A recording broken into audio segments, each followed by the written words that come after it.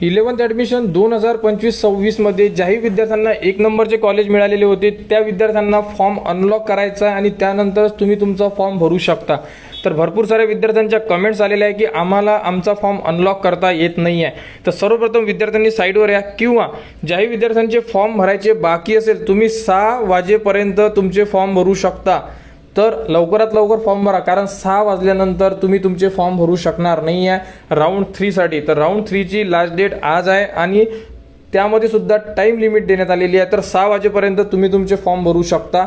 तर सर्वप्रथम विद्यार्थ्यांनी साईडवर यावं लागेल आणि साईडवर आल्यानंतर विद्यार्थ्यांना करायचं आहे लॉग इन। तर सर्वात प्रथम तुमच्याकडे आयडी आहे, पासवर्ड आहे, आयडी टाका, पासवर्ड टाका, खाली दिलेला कॅप्चा टाका आणि साइन इनला क्लिक करा, म्हणजे आपण आपल्या प्रोफाईलमध्ये इन्सर्ट होणार। लॉग इन केल्यानंतर तुम्ही बघू शकता अशा प्रकारे तुमच्यासमोर संपूर्ण ऑप्शन दिसून पडेल। तर यामध्ये सर्वात प्रथम बघू शकता जे कॅपराउंड 2 चं ऑप्शन दिलेला आहे इथे, ह्या कॅपराउंड 2 ला तुम्हाला क्लिक करायचं आहे। त्यानंतर यामध्ये 3 ऑप्शन दिलेले आहे, 3 ऑप्शन बघा, स्ट्रीम, ज्युनियर कॉलेज आणि लॉक ॲप्लिकेशन फॉर्म। तर यामध्ये लॉक ॲप्लिकेशन फॉर्मला क्लिक करा। त्यानंतर तुमच्यासमोर तुम्ही भरलेला जो फॉर्म असेल म्हणजे लास्ट राऊंड 1 ला किंवा राऊंड 2 ला तो फॉर्म तुमच्यासमोर ओपन होणार। तर यामध्ये तुम्हाला सर्वात खाली एक ऑप्शन दिलेला आहे ते म्हणजे अनलॉक ऑप्शन फॉर्म। तर या अनलॉक ऑप्शन फॉर्मला तुम्हाला क्लिक करायचं आहे। इथे क्लिक केल्यानंतर तुमचा जो फॉर्म आहे हा अनलॉक होऊन जाणार। अनलॉक झाल्यानंतर तुम्हाला इथे क्लिक करावं लागेल। क्लिक केल्यानंतर तुम्हाला इथून स्ट्रीम चूज करावी लागेल। इथून स्ट्रीम चूज करा, जेही तुम्हाला आर्ट, कॉमर्स, सायन्स घ्यायची आहे ती स्ट्रीम चूज करा। ज्युनियर कॉलेजेस तुम्हाला जे पाहिजे ते तुम्ही टाकू शकता आणि त्यानंतर परत तुम्हाला हा जो फॉर्म आहे हा लॉक करून ठेवायचा आहे। लॉक केल्यानंतर तुम्हाला कुठे चेक करायचं आपला फॉर्म लॉक झालेला आहे का, तर सर्वात मेन पेजला यावं लागेल तुम्हाला। तर बघू शकता मेन पेजला आल्यानंतर मोबाईलमध्ये जर चेक करत असाल तर तुमचा ॲप्लिकेशन फॉर्म जो आहे हा सेल्फ व्हेरीफाईड असणं गरजेचं आहे।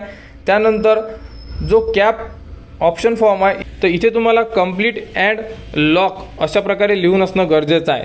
तर या प्रकारे तुम्ही तुमचा फॉर्म लॉक केल्यानंतर स्टेटस सुद्धा एकदा चेक करून घ्या, जेणेकरून तुमचा फॉर्म हा अनलॉकमध्ये राहायला नको, कारण लॉक असेल तरच तुम्हाला कॉलेजेस मिळणार। अनलॉकमध्ये जर तुमचा फॉर्म राहिला तो लॉक जर तुम्ही केला नाही तर तुम्हाला कॉलेज अलॉट होणार नाही आहे। तर अनलॉक करून लवकरात लवकर ऑप्शन टाका आणि तो फॉर्म लॉक करा। फॉर्म कसा भरायचा, अनलॉक केल्यानंतर फॉर्म तुम्हाला भरणा आहे तर भरायचा कसा या संदर्भात जो व्हिडिओ आहे या व्हिडिओच्या डिस्क्रिप्शनमध्ये दिलेला आहे, त्या प्रकारे तुम्ही कॉलेजेस ॲड करा आणि तुमचा फॉर्म फायनली लॉक करा। तर 11th ॲडमिशनमध्ये ज्याही विद्यार्थ्यांना 1 नंबरचे ऑप्शन मिळाले होते ते या प्रकारे अनलॉक करू शकतात आणि परत त्यांना कॉलेजेस टाकून त्यांचा फॉर्म लॉक करायचा आहे। तर लवकरात लवकर ही प्रोसेस कंप्लीट करा, कारण की 6 वाजेपर्यंतच तुम्हाला वेळ देण्यात आलेला आहे। तर 11th ॲडमिशन 2025-26 बद्दल जीही पुढील अपडेट येईल ती तुम्हाला आपल्या चॅनलवर देण्यात येणार। त्यासाठी चॅनलच्या कनेक्टमध्ये राहा, चॅनलला सबस्क्राईब करा व हा व्हिडिओ इतरांपर्यंत शेअर करा।